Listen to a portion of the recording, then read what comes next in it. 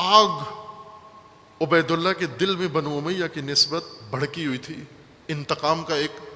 طوفان آتش فشان عبیداللہ کے دل کے اندر تھا۔ امام نے اسی وجہ سے کہ چونکہ اس کو ذاتی رنجش بھی ہے علاوہ دیگر چیزوں کے، اس کے اندر زیادہ قوی محرک ہے بنو امیہ کے ساتھ لڑنے کا، اس حزب کے ساتھ لڑنے کا، اس کو زمامدار بنایا، سپہ سالار بنایا، اور اس کو لگ بھگ 30,000 فوج دے کر امام حسن علیہ السلام نے 30,000 فوج کے ہمراہ بھیجا کہ جو تم اسی صفین کے مقام پر جا کر پڑاؤ ڈالو، اور میں باقی ماندہ فوج کو کوفہ میں جمع کر کے آپ کے ساتھ ملحق ہونے والا ہوں، اور نبرد کرتے ہیں، آخری جنگ کرتے ہیں یہاں پر۔ یہاں پھر بنو امیہ نے اپنا اغتیال کیا، فریب، دام، دھوکہ۔ عبیداللہ جو ہی پہنچے فوراً شامی وفد آ گیا، اور آ کر انہوں نے عبیداللہ ابن عباس سے ملاقات کی، ملاقات کر کے عبیداللہ کو پیشکش کی کہ یہ جنگ مناسب نہیں ہے، اس جنگ کو آپ ٹال سکتے ہو، قتل و غارت ہوگی، خون ریزی ہوگی، دونوں طرف سے ہوگی، اور آپ اس وقت مرکزی حیثیت، بنیادی شخصیت آپ ہو، اور آپ بجائے اس کے کہ جنگجو اور قاتل اور حالات خراب کرنے والے ہو، آپ کا ایک چہرہ بہت خوبصورت دنیا میں روشن ہوگا کہ آپ نے یہ قتل و غارت روکی ہے، اور دوسرا یہ کہ آپ اگر یہ سب کچھ کرو گے اس جنگ کو ٹالنے کے لیے تو آپ کو اس کی پاداش، اس کا معاوضہ بہت اعلیٰ ملے گا، اور وہ 3 چیزیں ملیں گی۔ 3 چیزیں اس وفد شام نے عبیداللہ ابن عباس کو پیش کی۔ ایک وعدہ، خوبصورت ترین عورت، دمشق کی خوبصورت ترین عورت۔ آپ توجہ فرمائیں کہ عبیداللہ حجاز کے رہنے والے ہیں، یہ خلیجی عرب ہیں، دمشق خلیج نہیں ہے، دمشق لبنان، اردن، فلسطین، یہ عرب کا ایک علیحدہ خطہ ہے، اور ان دونوں کے اندر ابھی بھی بہت فرق ہے لوگوں کے رنگتوں میں اور چہروں میں۔ خلیج کے رہنے والے جھلسے ہوئے ہوتے ہیں، سڑی ہوئی جلد والے، سورج زدہ، چونکہ بہت شدت ہے گرمی کی، لیکن یہ عرب عراق، اردن، فلسطین، شام، دمشق، لبنان، یہ چہرے مورے میں خوبصورت لوگ ہوتے ہیں، اور خلیجی عرب آج بھی یہ دلدادہ ہیں،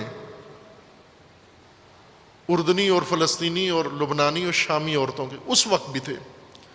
اس وقت بھی ان کی حسرت ہوتی تھی، عیاشی کے طور پر بھی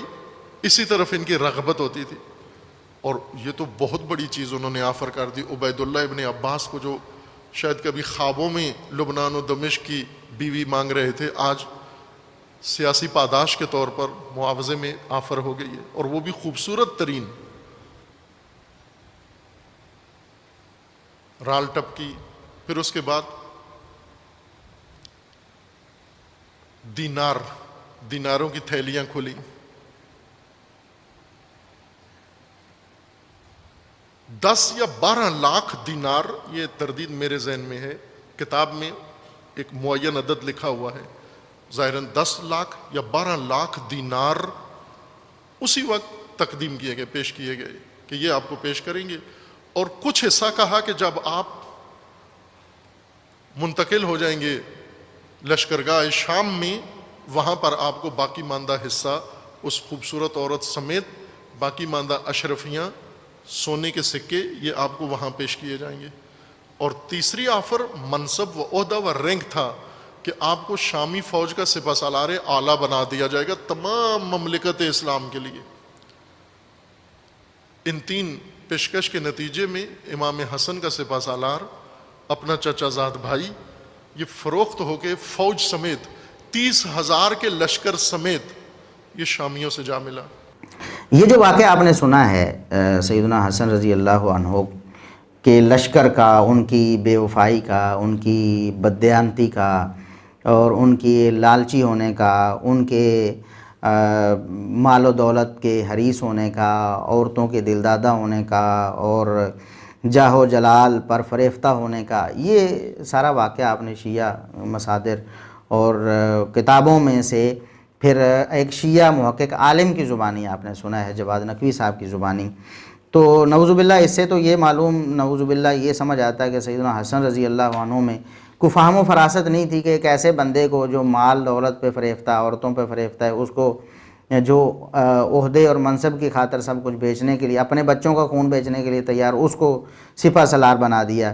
ایسا شخص جو عورتوں کا دل دادا تھا، حسن پرست تھا، دولت پر رال ٹپکانے والا تھا، اس شخص کو منتخب کر لیا۔ اور دوسری اس سے اہل بیت پر بھی حرف گیری ہوتی نعوذ باللہ، ایک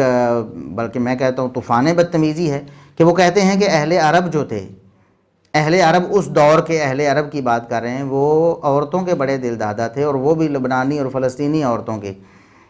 اور ان کے بارے میں کہا کہ خود یہ جو لوگ تھے اہل حجاز جو تھے، یہ گرمی کی وجہ سے جھلسے ہوئے تھے، ان میں خوبصورتی نہیں ہوتی تھی نعوذ باللہ۔ یہ تو اہل بیت کی بھی توہین ایک طرح سے ہو جاتی ہے، اگرچہ انہوں نے جان بوجھ کے نہیں کی ہوگی، ہم یہ نہیں کہتے کہ وہ جان بوجھ کے اہل بیت کی توہین تنقیص کر رہے ہیں، لیکن ان کے الفاظ آپ دیکھیں کہ وہ کہتے ہیں کہ یہ جو لوگ بدصورت ہوتے تھے، جھلسی ہوئی شکلوں والے نعوذ باللہ۔ یہ عبید اللہ بن عباس جو ہیں، یہ سیدنا عبداللہ بن عباس کے بھائی ہیں، اور آپ نبی کریم صلی اللہ علیہ وسلم کے چچا عباس کے بیٹے ہیں۔ عبید اللہ بن عباس نبی کریم صلی اللہ علیہ وسلم کے چچا زاد ہیں، جن کے بارے میں یہ کہہ رہے ہیں۔ تو ظاہر ہے یہ ایک ہی خاندان ہے، نبی کریم صلی اللہ علیہ وسلم کی آل ہے نا، انہی میں سے پھر حسن و حسین بھی آپ کی آل میں سے ہیں۔ تو گویا کہ نعوذ باللہ یہ سب کو کہنا چاہتے ہیں یہ جھلسی ہوئی شکلوں والے تھے اور یہ خوبصورت نہیں تھے نعوذ باللہ۔ ہم اللہ کی پناہ میں آتے ہیں ایسی خرافات سے نعوذ باللہ، ہم ایسا سوچ بھی نہیں سکتے۔ اگر محمد رسول اللہ صلی اللہ علیہ وسلم کا خانوادہ اور آپ کے اہل بیت اور آپ کا خاندان اگر خوبصورت نہیں تھا تو اس کائنات میں کون خوبصورت ہو سکتا ہے؟ نعوذ باللہ انہیں جھلسی ہوئی شکلوں والا کہنا یہ خود ایک توہین بنتی ہے۔ جواد نقوی صاحب کو آئندہ اس سے جو ہے نا وہ احتیاط کرنی چاہیے، ایسی باتیں نہیں کرنی چاہیے۔ خود تو وہ اہل بیت کا نام لیتے ہیں اور خود ہی نعوذ باللہ ان کی شکل و صورت پر بھی اعتراض کرتے ہیں، اور ساتھ میں انہوں نے کہہ دیا کہ یہ لوگ عورتوں کے دل دادا تھے، دمشق کی اور شام کی، لبنان کی، فلسطین کی عورتوں کے بڑے دل دادا تھے نعوذ باللہ۔ یہ بات بھی اہل بیت کے قطعاً جو ہے نا وہ مناسب نہیں ہو سکتی۔ یہ عبید اللہ بن عباس رضی اللہ عنہ جو صحابی رسول ہیں اہل سنت کی کتابوں کے مطابق، تو ان پر بھی یہ ساری حرف گیری انہوں نے کی ہے۔ لیکن ہم آپ کو بتانا چاہتے ہیں کہ یہ جو واقعہ ہے شیعہ کے بقول تو یہ مستند ہے، اور اس سے اہل کوفہ کی جو خیانت اور ان کی بددیانتی اور ان کا اہل بیت کی جان کا پیاسا ہونا ثابت ہوتا ہے۔ آگے آپ دیکھیں کہ انہوں نے کیا کیا۔